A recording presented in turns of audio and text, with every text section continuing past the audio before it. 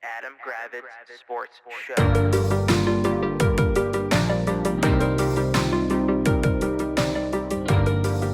What's happening, party people? Welcome to the Adam Gravitz Sports Show. This is Jack. Say hello, Adam.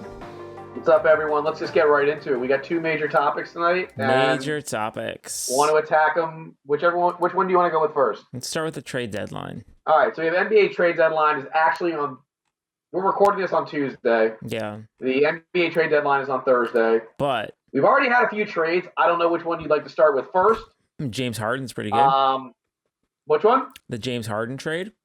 Sure. So James Harden, he's doing like the reverse LeBron where he's going from LA to Cleveland. I don't totally get this. Okay, so it's James Harden basically for Darius Garland, his second round pick. Listen, James Harden's one of the top 75 players of all time. Sure. He's also 36 and has whined his way out of every place he's ever been. Yeah. He's not good. His playoff numbers are not good. Right. He's also very ball dominant. So is Donovan Mitchell. Not sure how that works. The reason why I'm not totally poo-pooing this for Cleveland is because the East is so bad that, like, I could, with Indiana and Boston struck. I mean, I guess Boston's been fine, but like Indiana's obviously down, and like Detroit's the number one team. I still feel like, I mean, getting a James Harden should help, but like, I don't know, he's 10 years older than Garland, and if, like, let's say Cleveland flames out in the first or second round. Like, what's the plan? You're just going to give Harden a 2-3 year extension and lock him in from 37, 38, 39? Yeah, you're screwed. The skills you would imagine would erode. So yeah, I don't know how much I love it. On the Clippers side, I mean, Garland's a very good player, except if you look at his history, I'm sure you don't have it up because that's what a good co-host would have. Mm-hmm. He doesn't play a lot of games. He's always hurt. Yeah. He's always got, but now he's 26, so that also helps. And he's under contract for 2 years, so I guess it helps your present and future. Mm-hmm. But I do find it weird that the Cavs had to kick in a second-round pick while trading the younger player. That does seem weird, right? It is unusual. Huh? It is unusual, yeah. Right, but you're looking at his. I mean, if you look at games played, does he not play a lot of games? Who's playing a lot of games? Darius Garland. Let's see. Look at his usage. Go to his games played. Just how many games he's played in his career, like per season. 75, 57, 69, 68, 54, 59. Not great, right? I mean, it's okay. It's fine. So you're okay. Last year was his busiest I'm just saying, you don't find it odd that they kicked in a second-round pick to the Clippers. Wouldn't you think the team acquiring the guy that's 10 years older, that team would kick in the draft capital? You'd imagine, yeah. So I don't know. I don't know how I feel about this trade. I kind of don't know how the Harden Mitchell dynamic's going to work. Right. But I guess they're going for it. I guess they thought their core four didn't work, so they said, "Fuck it, we're going to go for it." I mean, this is a win. Obviously, this is a win now move. They have to. You would imagine the mandate is you better be in the NBA Finals, right? You're not acquiring James Harden, but James Harden's playoff career is not exactly good. We can agree on that. Not great. But why? I just feel like Harden you can't win with because he does this at every stop, and he's been in some good places. Right. What was so enticing about Cleveland? Something doesn't add up. That's all I'm saying. Yeah. But whatever. Yeah. And then another trade. Your favorite player, Jaden Ivey, went from Detroit to Chicago. Chicago's very weird. I believe they got rid of Herter. Sent him to Detroit. They got rid of Dario Saric. Who cares? I don't care about Dario Saric. The Jaden Ivey thing, yes, we did want Jaden Ivey in that what draft was it? 2022? Sure. Well, that was the Johnny Davis draft. Mm-hmm. Oh my gosh, I don't remember what year Johnny Davis. I don't remember what year Johnny Davis was drafted. It feels like a million years ago, then also yesterday. Exactly. The Bulls are very weird, and I believe if you look at it after another trade they made or whatever, they have like 7 point guards. Mm-hmm. So I assume they're going to either buy somebody out or make another trade. I like Jaden Ivey. But he's also been injured. He's also had some injuries, and he hasn't been as good as they expected when they drafted him out of Purdue. Yeah. I think he would have been I do think he would have been a nice potential guy in DC because of all our money. I think we could have given him a good restricted contract that I don't think Detroit would have matched. But now that Chicago has him, I assume they'll just sign him. But yeah, it's an odd deal, I guess. Like I assume, like I said, I assume that Chicago has many more trades brewing in the next 48 hours, right? Yeah. But I don't know, man. Like I like Jaden Ivey. I do. I know. We always liked them. And then there's the big Utah and Memphis trade, Jaren Jackson. That's the big one. Yeah, that's the big one we should talk about. Okay. So Jaren Jackson. You don't have to do all of it. It's basically, I mean, it's like 4 dudes for 4 dudes so plus like, 3 first-round picks. The main move is Jaren Jackson Jr. to Utah for 3 first-round picks and Walter Clayton and then some filler.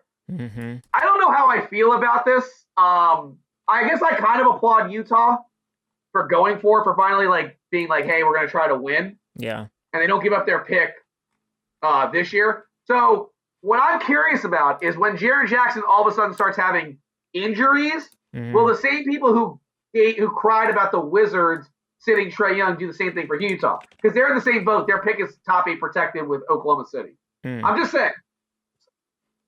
That being said, like, Jaren Jackson Jr. is a very good defensive player. It is kind of weird. Do you know what he averages rebounds per game? I'm looking it up. I can tell you what 5.8. Would you think that's kind of pathetic for an how tall is he, Jack? He is 6'10". I mean, you don't think that's pathetic? Well, I mean, at 6, I love it. You have no opinion. I mean, he's like playing like forward center. He should be getting more rebounds. Yes. You think? Yeah. Jack, I mean, 5.8 rebounds for a center is okay with you. Well, also, there's plenty of games where he has fewer than 5 rebounds. It's like, and you find that okay at 6'10". I mean, it reminds me of embarrassing. It reminds me of many of our Wizards friends who. Yeah, no, I know. But listen, Memphis is doing a full-on teardown. I assume John Morant will be traded, but in the next 48 hours. Mm-hmm. I believe I read something that they now have 13 first-round picks over the next 7 drafts. I will say this, though. I've read that the 2027 draft, where they got 2 of their first-round picks from Utah, is considered one of the weakest. Mm-hmm. So, like, how good is getting 2 extra first-round picks in that draft? That's all. I'm not saying it's not good to have that, but do you get what I'm saying? I think the best pick that they got was 2031 Phoenix, because I'd assume Phoenix is going to be in the toilet in 5 years. Yeah.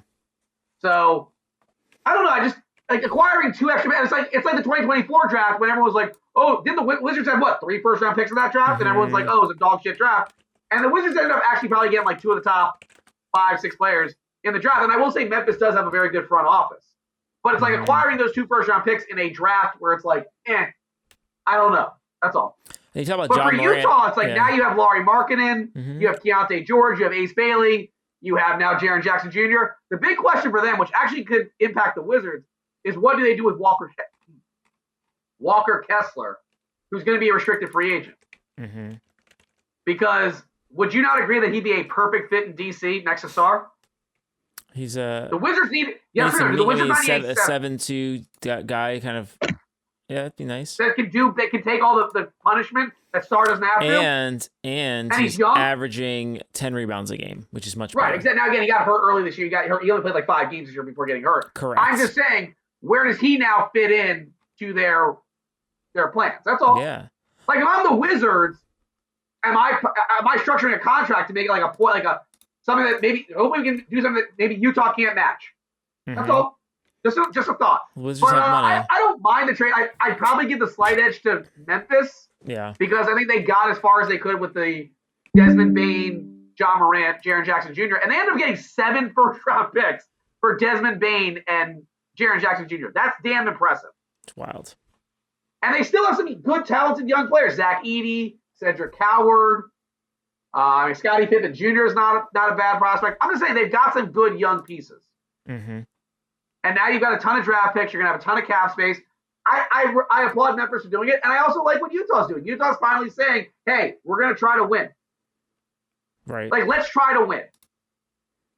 Like, it's not fun being losers. It's not fun losing everything. And no, I'm being honest. Like, it's not. They actually are saying, hey, we've got some young talent. Now we're getting a two-time defensive player of the year in Jaren Jackson, or I think maybe only won it once. But nonetheless, he's a multi-time All-Star. He's a solid player. Needs to rebound better, obviously. But I would give the slight edge. If I was grading it, I'd give like A- for Golden or for Memphis for getting all those draft picks and having all that draft capital in general, and like a B for the Jazz. But it's not bad by any means. So I think we're going to see a lot of trades. Obviously, the big name is Giannis. Rumors I keep on seeing is like Minnesota might be the leader now for him, which would just be insane if yet another top 5 player goes to the West. Because basically then every top player would be in the West. Well, it helps the Wizards. Helps the Wizards. Helps the Wizards. Yeah, but I'm just saying, it's like, you want the East, like everyone just shits on the East. It's like, well, how are we supposed to get better if literally every top player is potentially in the West? Right. But I don't even know what Minnesota would have to give up because I don't think they have the draft capital. I guess they have solid players, but I don't know what Milwaukee would want with like Julius Randle. Like I thought they'd be trying to like completely rebuild, but I don't know. I've read it's either Milwaukee or Minnesota or Miami are the top 2 for Giannis at this point, but we'll see. It's been so far a nice like appetizer for Thursday, so we'll see what happens. As for our Wizards, I could see us maybe being like a 3rd team in some of these deals. You know, get some more draft picks. I will say this: I am tired of acquiring 2nd-round picks. I think you have to start either getting future first or trying to move up with that 30th. I guess you have the 30th pick right now from Oklahoma City. Try to move that up like to a better pick in this upcoming draft. I think you agree. I'm done acquiring seconds. I'm done. Well, we have lots of guys who are in the 2nd tier, so it'd be nice. But what I'm saying is, aren't you done acquiring 2nd-round picks? We got to stop doing that. Yeah, and you're so like I can see Marvin Bagley's had a really good year. Why couldn't we get a late first? I'm just saying. Yeah, no, he's got 10 and 6. Pretty nice. He's a competent center. Yeah, he's put up 10 and 6. It's pretty good. I think by the end of the deadline, I think Marvin Bagley will be gone, and I guess Middleton will be bought out, probably. So I don't know. Like everyone's like, oh, well, your big trade was Trae Young, but we still have like $55 million in cap space. It's not like the Wizards can't make moves. I do you agree that they could be a part of these multi-team team deals? Yeah, I don't see why not. I hope they are. I mean, look. If worse comes to worse, all you can get is a couple seconds for Bagley. I think you do it because he's not like you're not re-signing him. I don't think. Maybe you are. I don't know. Also, he can just re-sign with us like he did last year. He can play out the string with some contender and then say, "Fuck him, come back to DC." Right? Agreed. I'm just saying, if the best deal you get, like let's say someone offers us 2 seconds. Yeah. All right, fine, fuck it, we can take it, and then maybe use all those seconds and try to get back in the first round. So I think you'll see. I think the Wizards might make like a small deal or two. I don't know if they have anybody else that I mean, I guess they have guys that people want like Champagny, but I don't want to trade him. I know you love him. I think he's a nice fit. And then everybody else is on rookie contract or injured. So or injured, right? Exactly. So I don't. Well, the plus side is like obviously the year isn't officially over yet, but like Cam Whitmore should come back healthy next year. Trae Young will be healty. After the break. Again, we all know what it depends on. It all depends on how this draft. Like, if the Wizards can get a top 5 pick, that's all that matters. I think we've had this discussion many a time. This is the final year of them purposely losing. Yeah. Next year, if you're a Wizards fan like you and I are, I'm expecting to be competitive for that play-in tournament. Yeah. I don't think that's an unrealistic ask. I mean, if you get a healthy Trae Young and a top 5 pick, and I mean, you get a Trae Young and a Darren Peterson, or Trae Young and a Cam Boozer, or and then Cam Whitmore comes back, you have a team. Look at it. And you've got Alex Sarr, and you've got Keyshawn George. You got a lot of talent on this team. Yeah. Like, regardless of what assholes like Robert Ory say. And Trey Johnson. Don't forget him. And Trey Johnson. We didn't mention Trey Johnson, who's been good.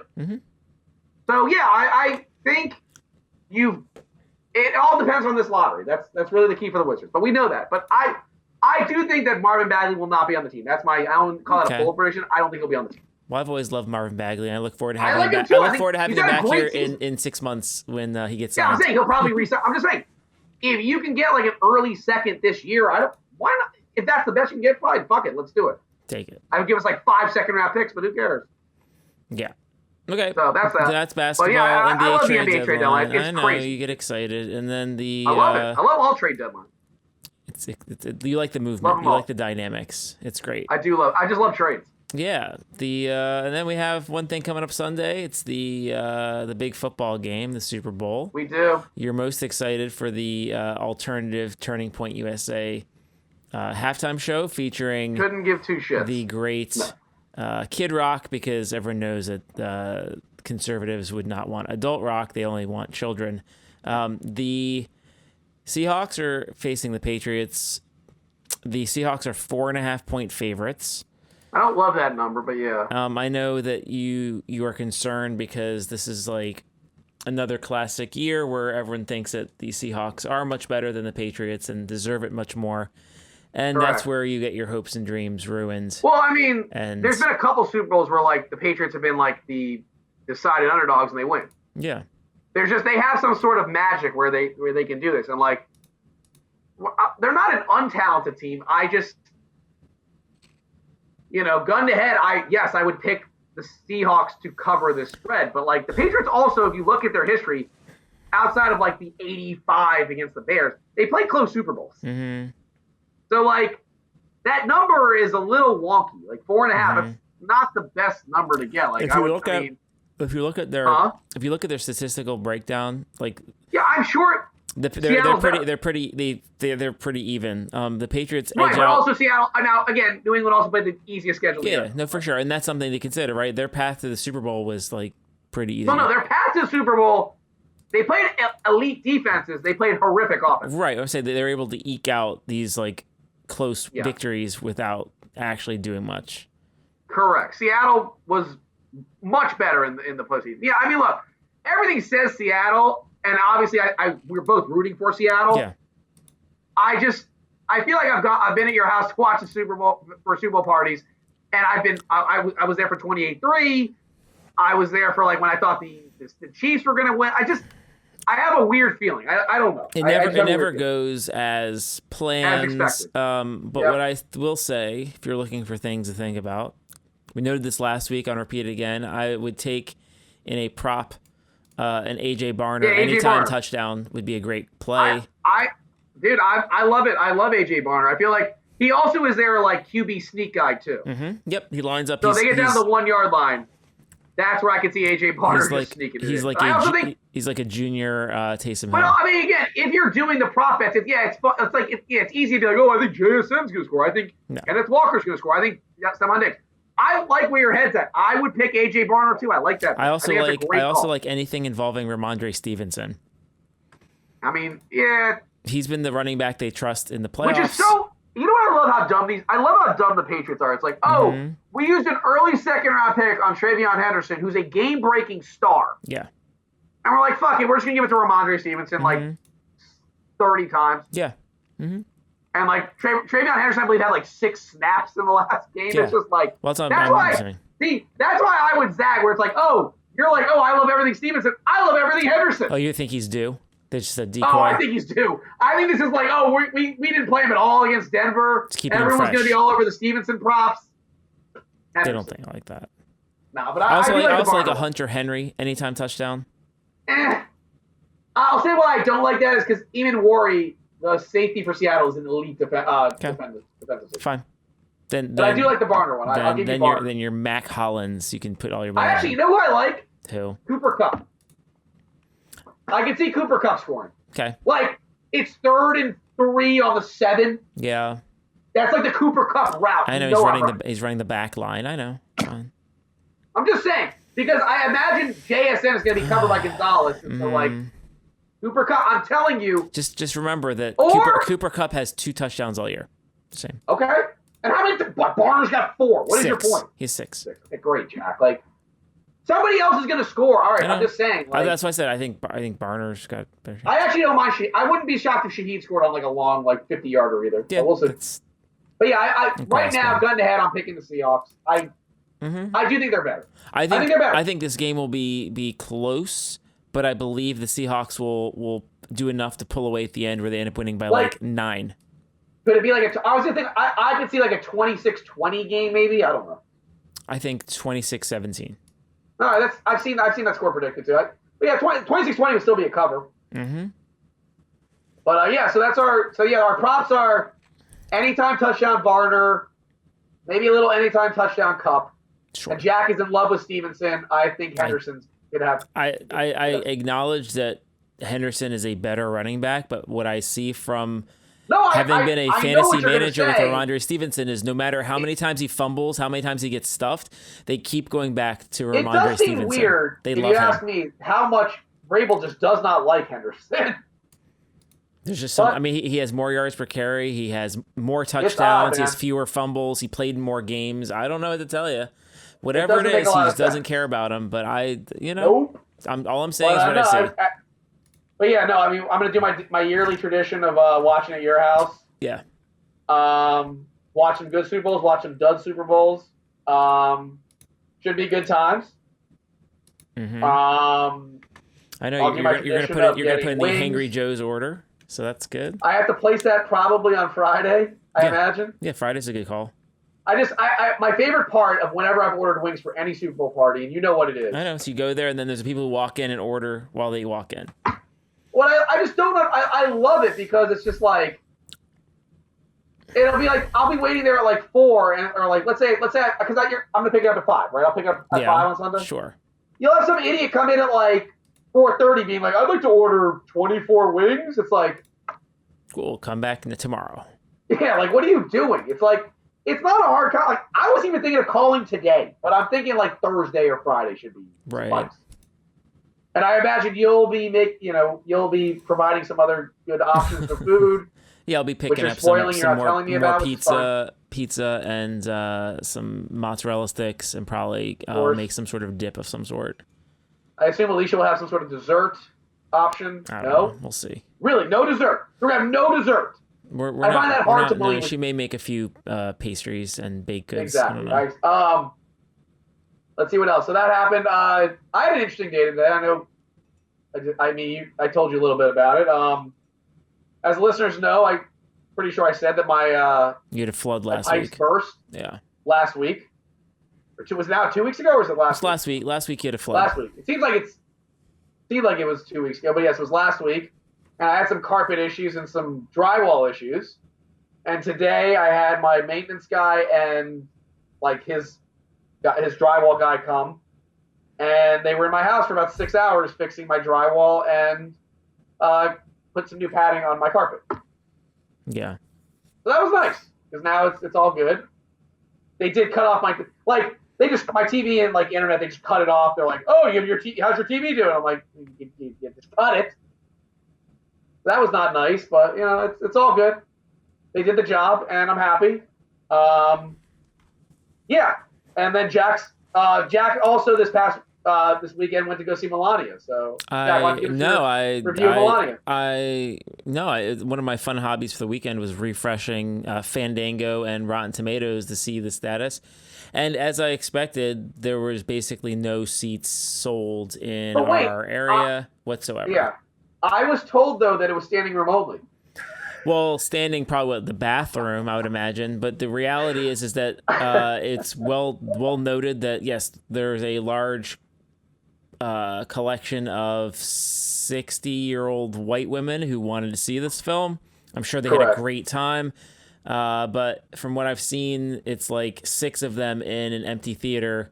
And then presumably what happened is just like when someone gets a New York Times bestseller, they buy $1 million worth of their own books, and it's a bestseller. Correct. So they buy like bulk tickets. One thing I noticed in my Fandango hunting is that in some of the theaters, the entire front row looked as sold, which is really shady because obviously no one's sitting in the front row. No, listen, it's a joke. Not many people want to watch, an hour and 40 minutes of a vapid gold digging whore talking about like her struggles 20 days before she's elected to do nothing as first lady. Now, what I would like to see, though, is the prequel where Epstein introduces her to Trump. And I would also like to see the sequel where they release the Epstein files. I think I would like that too. In the prequel where she was fucking Epstein. Well, it's part of his, he's doing that, and then he introduced her to Trump. No, speaking of that, we were told today that we should just forget about the Epstein files. But it's also a Democrat hoax. And it also exonerates Trump. What's that? It also exonerates Trump, and also only Democrats are in it, but yet there's been no charges brought against Democrats. Of course not. But we also need to stop talking about it because there's more important things going on. Like knocking down the Kennedy Center. Right, like knocking down the Kennedy Center and our healthcare, which I believe we were supposed to have 2 weeks ago. Healthcare 2 weeks ago? I mean, look, the man can only do so much when he's endlessly diddling little kids. It's just really hard. And shitting his pants. And shitting his pants. Don't forget shitting his pants. That's listen, we do this every episode. It's if you're believing this shit, you're done. You're a lost cause. I don't care anymore. Jack's gonna say what he says at the end of every episode. I don't care about saying. I mean, I'm not gonna say that, but it's just you're a lost cause. Yeah, there's nothing I can say. Like, I had somebody. If you're gonna sit there, and believe that he's been exonerated, then you'll also believe that the Earth is flat and the moon is made of cheese. I don't know what else to say. I had people on Facebook trying to tell me that it wasn't so bad and Trump didn't do anything and it's a big hoax. And I'm just like, you know what? Block it. Right, exactly. That's fine. I mean, yes, you're too stupid to be alive. He was only mentioned the unredacted files, 5,000 times? 38,000 times. No, I mean, it was 5,000. It was 38,000. They just was it 38,000? Yeah, and in fact, the numbers, he was mentioned, Donald Trump was name checked more times in the Epstein files than the word Harry Potter in the Harry Potter series, and I saw that. Jesus in the New Testament. If you want to believe that he's innocent, be my guest. I don't. Not be your guest. If you believe he's innocent, you are also a pedophile. I'm not saying. Okay, I am saying that if you're on board with this, you're a pedophile enabler. Oh, I agree, and I'm tired of like the people defending it being like, well, 14's not that big of a deal. Like, no, it is. Look, if you're well actually, that's your argument. If you're doing a well actually for child rape, then I can't help you. No, but listen, today it was just. I saw a really good video today, though. I sent you a whole bunch of clips. I know. Apparently, he has learned though to stop saying 800%. Savings. Oh, that's good. He learned math finally. Great. So someone taught him math. That's cool. I'm sure that'll go on for how long? Maybe like a day. Go back do you to 800%. remember at the end of Weapons when the kids turned on the old witch lady? Yes. I saw a great video where a MAGA guy like attacked some girl on the street, and then the kids just jumped him and beat the shit out of him. And the best part was the one girl had a hoodie that said like kindness. And then another one said, like, it was great.